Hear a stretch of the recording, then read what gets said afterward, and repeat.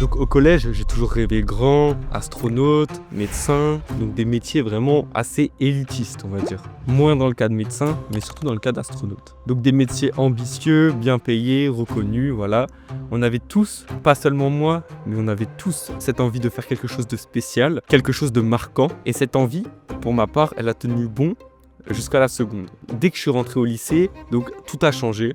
En seconde, ça allait encore, et en première, les ennuis ont commencé à arriver. Donc on nous parle de Parcoursup, de sélection de dossiers, et là je réalise un truc, c'est que mes notes sont correctes, mon dossier est correct, mais largement insuffisante pour faire le métier que je visais. J'avais un niveau moyen, un dossier moyen, et en prenant en compte mes difficultés, j'ai commencé à me poser une question que je m'étais jamais posée auparavant. Est-ce qu'il ne faudrait pas revoir mes ambitions et mes choix à la baisse ?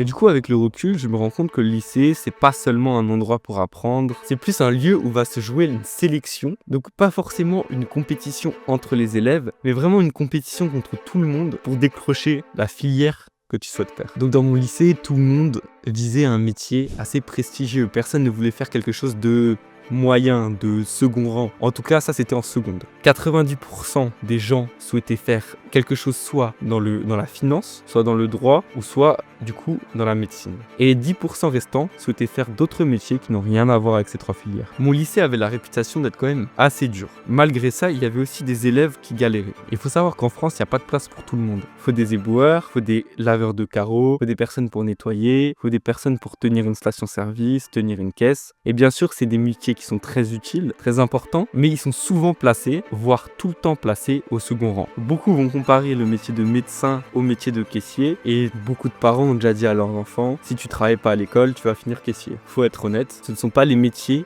les plus voulus et les plus demandés. Personne, quand il a été enfant, s'est dit « Ah, j'ai envie d'être caissier ». C'est des métiers ni reconnus, ni valorisés, et tout particulièrement en France, où les salaires sont misérables. Mais du coup, dans mon lycée, je reviens à ces trois options. Et ces trois options étaient considérées comme nobles. Donc faire un métier dans la finance tel que conseiller financier, banquier, expert comptable. Donc c'était des métiers très reconnus, avec de la notoriété et très bien rémunérés. T'avais le droit avec avocat, juriste, magistrat. Et t'avais la médecine, pharmacie, dentaire ou par exemple être chirurgien. Il faut savoir que tout le monde visait ces trois filières.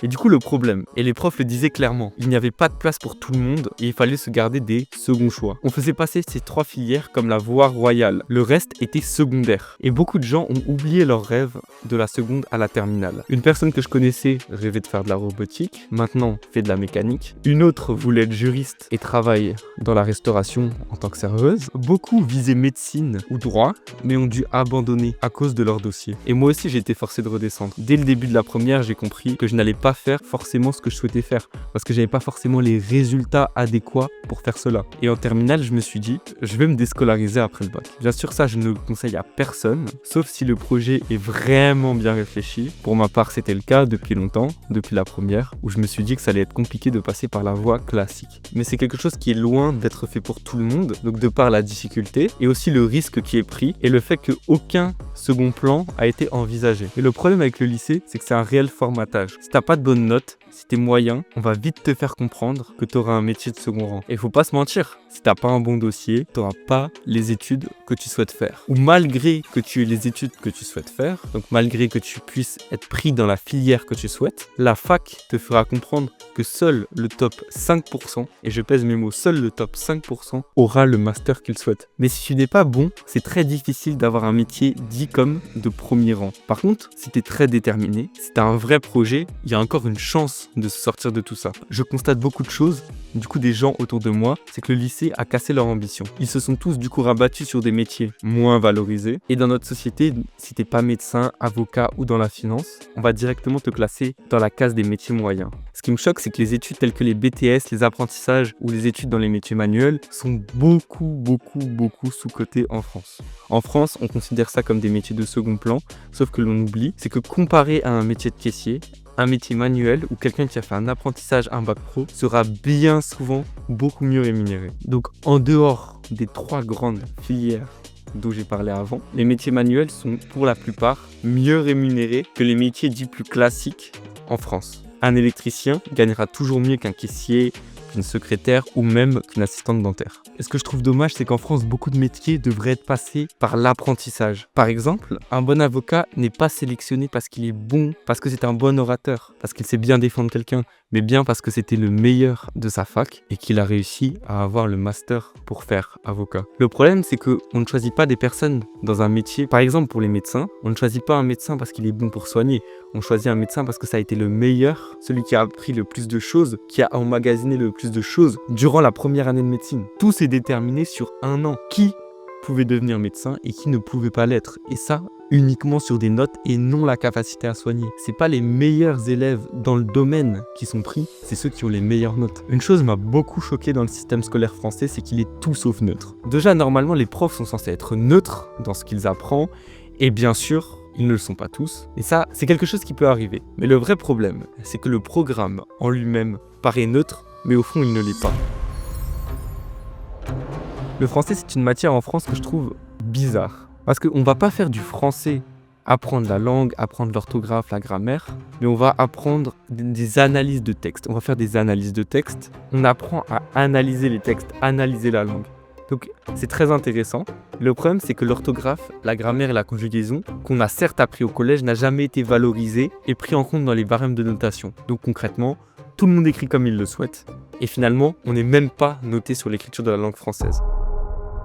J'ai l'impression qu'au lycée, en français, on apprend moins de choses qu'au collège. Le vrai problème, à mon sens, c'est les langues vivantes. Je trouve que les langues vivantes, c'est un faux prétexte de faire rentrer des idées qui sont certes honorables pour certaines, mais ça reste de l'endoctrinement. Le répéter sans cesse, tout le temps, tous les chapitres. En langue vivante, c'est vrai qu'il y a eu des chapitres sur Halloween ou des chapitres comme ça, mais la plupart, c'était des chapitres toujours liés soit à l'inclusivité, j'ai pas de problème là-dessus. Mais le rabâcher tous les jours, ça commence à être énervant. Ou aussi au climat. Je vais parler de l'année scolaire 2024, je vais donner un exemple de chapitre. Donc il y a innovation scientifique et responsabilité. Ce qu'ils entendent dans innovation scientifique, c'est bien sûr les innovations scientifiques en rapport avec l'écologie. Et la responsabilité, c'est bien sûr la responsabilité liée au tri, des choses comme ça. Là, je vous parle du coup de l'année scolaire 2024. Mais moi, quand j'étais au lycée, c'était toujours autour de ça. Je me souviens que la prof, une fois, nous avait montré une photo pour dénoncer le réchauffement climatique, du coup, avec une marmite avec de l'eau qui était en train de bouillir à l'intérieur. La photo disait que le réchauffement climatique était mis au second plan. Et ça, c'était la même chose en allemand. Les langues vivantes, j'ai l'impression en France, c'est le moyen de faire passer des messages. Alors que pour moi, le plus important, c'est d'apprendre la langue, parce que finalement, on n'apprenait pas forcément la langue. On faisait des dissertations sur l'écologie, sur l'inclusivité. À la fac, c'était les risques des crypto-monnaies ou les crypto-monnaies plus en général. C'était toujours des dissertations, mais sans jamais réellement apprendre la grammaire, la conjugaison de la langue. Même si, encore une fois, on l'avait fait au collège, mais au lycée, c'était pas assez valorisé et pas assez mis en avant. Alors que je trouve que c'est quelque chose de très important pour savoir parler la langue, pour pouvoir parler la langue. Et encore une fois, je dis pas que ces combats sont mauvais, je dis juste que c'est pas le rôle d'un cours d'anglais ou un cours d'allemand de transmettre ces choses-là, de parler de ces choses-là. Par exemple, moi je suis contre les voitures électriques, et moi j'ai pas de problème avec le fait que quelqu'un qui a beaucoup travaillé dans sa vie puisse acheter une grosse voiture allemande et se faire plaisir. Sauf que en anglais, j'avais l'impression que les personnes qui achetaient des voitures allemandes, c'était des qui ne pensaient qu'à eux. En gros, le message que le cours nous faisait passer, c'était que les personnes achetant des voitures à essence, des voitures thermiques puissantes, c'était des gros égoïstes, des gros... Par exemple, en enseignement scientifique, on nous rabâche que les voitures électriques c'est fantastique, que les panneaux solaires c'est incroyable, que les éoliennes c'est incroyable, mais on n'a pas souvent parlé du fait que les batteries des voitures électriques, ça pollue, que les panneaux solaires, ça pollue, que les éoliennes, c'est moche. Pour l'enseignement scientifique, on limite uniquement cette matière au climat, au carbone, au réchauffement climatique. On parle de la fonte des banquises, on parle de ça, on ne parle pas forcément des nouvelles technologies, alors que c'est tout autant de la science. Je trouve que les sciences, au lycée comme au collège, sont ultra dramatiques. On dit que dans 30 ans, il n'y aura plus d'eau, il n'y aura plus de pétrole, il n'y aura plus de gaz, que ça va être la fin du monde et que ça va être la catastrophe. Et ça, c'était au collège. On nous disait déjà que dans 20 ans, il n'y aurait plus d'eau. Et je dis pas que les sources sont fausses. À mon avis, c'est exagéré. Je pense que c'est un combat qui doit être mené, mais pas au quotidien et pas apprendre ça constamment aux élèves, alors que d'autres choses plus intéressantes pour être apprises. Dans les études supérieures, c'est encore plus flagrant à quel point c'est orienté. Par exemple, à la fac, il faut savoir que les facs, c'est, même si j'aime pas trop le terme, c'est de gauche, avec des manifestations pro-LFI. Il faut savoir que les BDE sont orientés, ils donnent leur orientation politique. Il y a aussi des gay pride organisés du coup par des syndicats de gauche. Faut pas me faire dire ce que je n'ai pas dit. Les gays ne sont pas forcément associés à la gauche, mais en tout cas, les BDE de la fac où j'étais et des facs que je connaissais se revendiquaient de gauche et organisaient des gay pride avec l'argent que les gens versaient pour les frais de scolarité, d'inscription et les frais de vie étudiante. On te parle de gay pride, de lutte sociale, de militantisme, de décroissance, de lutte contre le capitalisme, d'inclusivité, alors que c'est des mecs qui n'ont jamais travaillé de leur vie, qui n'ont jamais payé d'impôts de leur vie, qui ne connaissent rien à la réalité du monde. C'est juste des étudiants. On peut même plus dire ce que l'on pense sans qu'on nous colle une étiquette. Au lycée, certaines matières sont très utiles. Les langues, c'est très utile, très important. L'histoire, c'est très important. Les sciences, les mathématiques, le français. Mais à mon sens, c'est très mal appliqué en France. Ça pourrait être bien mieux fait et être beaucoup plus neutre en apprenant juste des choses et ne pas parler tout le temps des mêmes sujets dans toutes les matières. Le vrai problème de l'école et des études en général, c'est que ça ne nous prépare pas à la vie active. On entend souvent, faut faire des longues études, trouve-toi un bon travail, cotise pour ta retraite et tu profiteras à tes 64 ans. Et voilà comment sont perçues les études aujourd'hui. Pour la majorité des gens, le problème, c'est que l'école nous enseigne beaucoup de théories, mais très peu de choses réellement utiles dans la vie de tous les jours. On ne nous apprend pas à placer notre argent, à gérer notre argent, à faire des déclarations d'impôts. On nous apprend très peu de choses sur les lois. On ne nous explique pas clairement tous nos droits, tous nos devoirs. Je vais donner un petit exemple simple. Donc moi, je suis inscrit depuis assez longtemps sur des plateformes, des exchanges, pour acheter par exemple des crypto-monnaies, etc. Et du coup, c'est des comptes qui sont à l'étranger. Et moi, je ne savais pas, donc j'ai appris ça il y a à peu près 6 mois, 1 an, qu'en fait, ces comptes, il fallait les déclarer. Vous pouvez vous sentir hors de tout ça, mais prenez bien en compte que les comptes Revolut, Bourso-Banque, si ce ne sont pas des IBAN français, donc des comptes en France, vous pouvez payer une amende pour non-déclaration de ces comptes. Il faut les déclarer manuellement et ça, je ne savais pas. Bien entendu, il faut prendre du recul là-dessus. C'est seulement en cas de contrôle fiscal et si vous n'avez pas des grosses transactions sur ces comptes et que vous n'êtes pas sujet à des contrôles,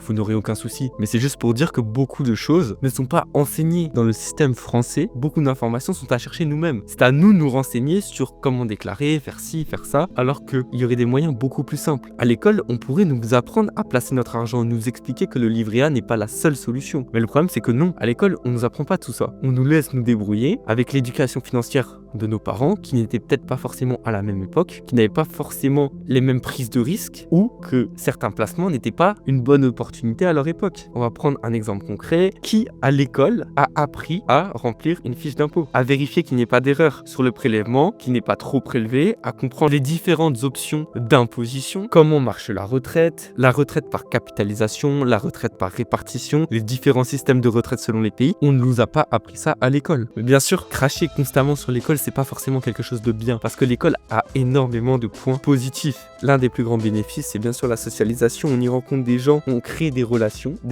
qui peuvent être amicales ou même pour faire de l'argent. Je sais que dans mon cas, j'ai rencontré des gens avec qui, à l'heure actuelle encore, je travaille. Et l'école nous met aussi face à la réalité de la difficulté, la compétition, les injustices. Certains profs notent plus sévèrement que d'autres. Et du coup, au lieu de s'apitoyer sur son sort, se dire non, lui, il a un prof plus gentil, non, il faut travailler plus. Et l'année d'après, si on a un prof plus sympa, on aura des meilleures notes. Parce que la vie, c'est pas tout le temps juste. Il y a des choses injustes. Et ça, l'école nous l'apprend très bien. On y forge aussi une culture générale. On apprend l'histoire, on apprend aussi les sciences, malgré que beaucoup de choses soient orientées. On apprend aussi beaucoup de choses intéressantes. On apprend à parler anglais, allemand, même si c'est pas forcément de la meilleure des façons. Mais malgré tout, il y a un réel problème de taux d'abandon et de sélection élitiste. L'école, ça va t'apprendre la théorie, pas la vraie vie. On va te former à passer des examens, mais pas à gérer ton argent, tes impôts ou ton avenir. Absolument tout est basé sur les notes et pas forcément les compétences que tu peux avoir à côté. Tu as beau être nul en sciences, tu peux être bon dans d'autres domaines qui pourraient être utiles plus tard dans le métier que tu souhaites faire. À cause du fait que c'est uniquement sélectionné sur les notes, tu n'auras pas ta chance de travailler dans ce métier-là plus tard. L'école, c'est extrêmement important. Si tu comptes uniquement sur elle pour te préparer à la réalité, tu vas tomber de haut.